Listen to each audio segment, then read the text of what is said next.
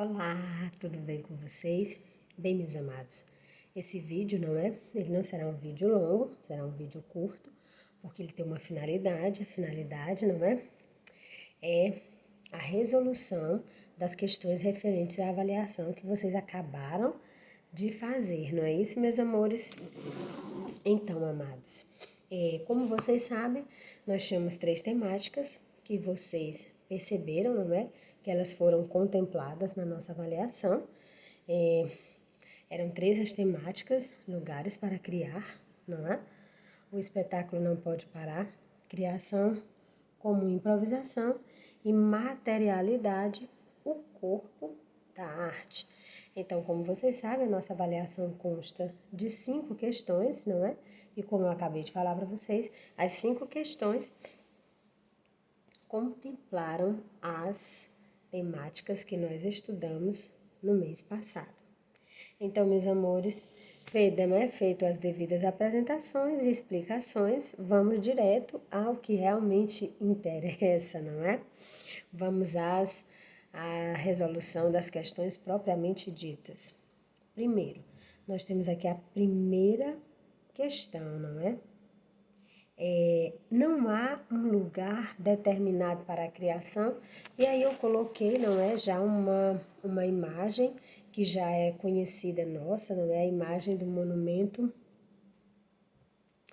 das bandeiras, que está lá que fica exposta, na praça, no Parque do Ibirapuera. Então, E aí, para fechar a questão, eu pergunto, a obra justifica a afirmativa, porque eu estou afirmando, Eu pego a afirmativa que tem no livro e coloquei a afirmativa que havia no livro na questão, E para justificar essa afirmativa,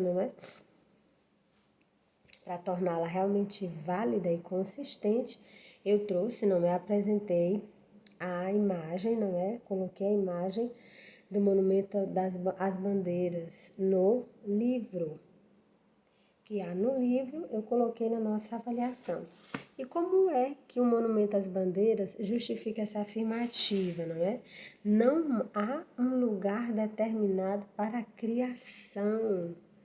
Porque o monumento das bandeiras está aí como uma forma de justificar, Como uma forma de realmente comprovar que essa afirmativa é válida e tem uma explicação lógica, para ela, e o Monumento das Bandeiras explica muito bem.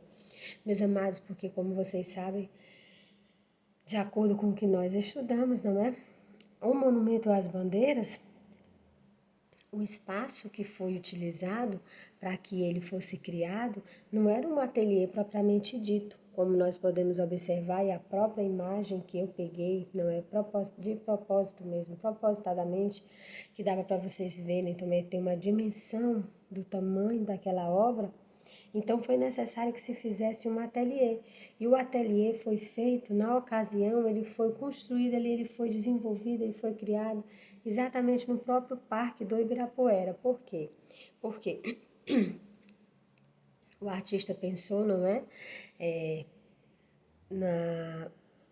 que seria impensável construir uma obra daquele tamanho dentro de um ateliê, até mesmo porque os espaços do ateliê, para o tamanho do monumento, precisaria ser um galpão. Então, não era possível naquele momento. Então, o ideal, o que foi pensado, e a conclusão que se chegou para construir uma obra, do tamanho e das proporções, como nós podemos constatar aqui no Monumento às Bandeiras, era necessário, Seria bem melhor que essa obra fosse feita no próprio Parque do Ibirapuera.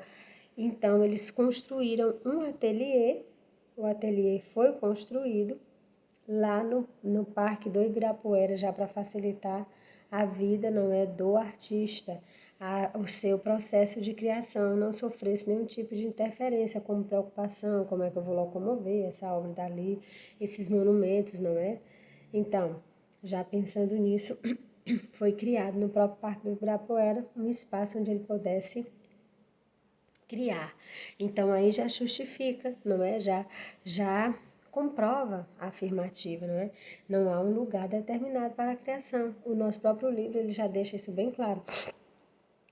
Ele diz que você pode sim criar num ateliê, que o ateliê é um espaço apropriado, e aí eles mostram a bailarina, que a bailarina realmente precisa de um espaço apropriado, que tenha todas as ferramentas necessárias para que ela desenvolva, não é, os seus passos de balé. Mas há também situações em que você pode criar, como o próprio Monumento das Bandeiras, o espaço, não é, o ateliê é criado, não é, de acordo com a necessidade, ali ele vai ser criado, como no caso do Monumento das Bandeiras.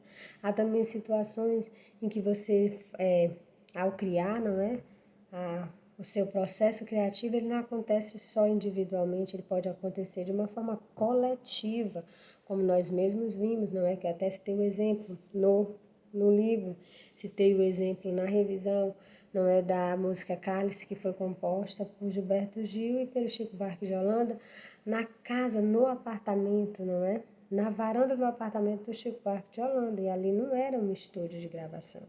Então, todos esses exemplos que eu acabei de apresentar para vocês comprovam a afirmativa. Não há um lugar determinado para a criação. Correto? Então, vamos agora avançar para a segunda questão. As obras produzidas nesse tipo de ateliê têm como finalidade a exposição? Por quê? Não é? Nós estamos falando aqui do Closely, não é? Aquela proposta de ateliê proposta pelo artista alemão, não é? Que ele apresenta a sua proposta, o artista alemão Arno Stern, que ele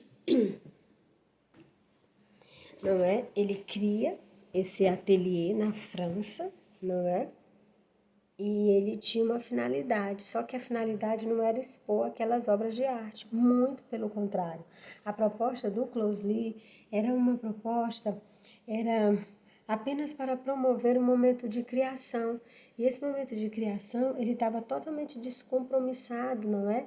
Com o mundo onde ele tinha sido criado, era totalmente descompromissado. A proposta do Closely nunca foi uma proposta de expor aquelas obras, e sim uma proposta de extravasar, fazer com que, não é? O público era tão tal que o Closely, ele não tinha um público-alvo. O Closely, o público era todas as pessoas eram convidadas a entrar, a tomar parte daquele ateliê, a utilizar as ferramentas que ali estavam, não é? É tão tal que a proposta do Closely trabalhava com desenho e trabalhava também com a pintura, não é isso? Trabalhava com desenho e com uma pintura, e não era com uma proposta, não era com a intenção, não era com a finalidade de expor em algum museu, e sim para que as pessoas pudessem extravasar, porque esse era o objetivo primeiro do Closely, era exatamente fazer com que a pessoa, não tomada pelo aquele estresse do dia a dia, pelo cotidiano, pela rotina do nosso dia, não é? Pela dinâmica do dia, tivesse um momento em que ela pudesse entrar ali naquele espaço, não é? Para ela extravasar, para ela colocar para fora toda aquela tensão, aquele estresse do dia a dia, não é? Então a finalidade não era a exposição, meus amados, e sim era uma maneira mesmo de promover a criação coletiva entre todos, de uma maneira bem descompromissada mesmo, sem nenhuma finalidade de exposição, tá ok? Então agora vamos para a nossa terceira questão. Bem, meus amados, a terceira questão nós vamos trabalhar aí já trabalha com a questão da temática, a segunda temática, não é? O espetáculo não pode parar. Criação como improvisação, não é? Vamos ver o que diz a terceira questão. A improvisação no teatro só acontece em função de um problema que surge inesperadamente? Bem, só há um improviso, não é? Se tratando aqui de teatro, porque nossa temática, não é? Traz especificamente o mundo do teatro, por quê, professora? Não se improvisa em outras situações? Sim, sem dúvida. Em outras manifestações artísticas, há sim uma improvisação. Mas por que o teatro? Porque o teatro, como é uma manifestação artística em que a plateia interage diretamente, não há uma mediação entre o público e o ator.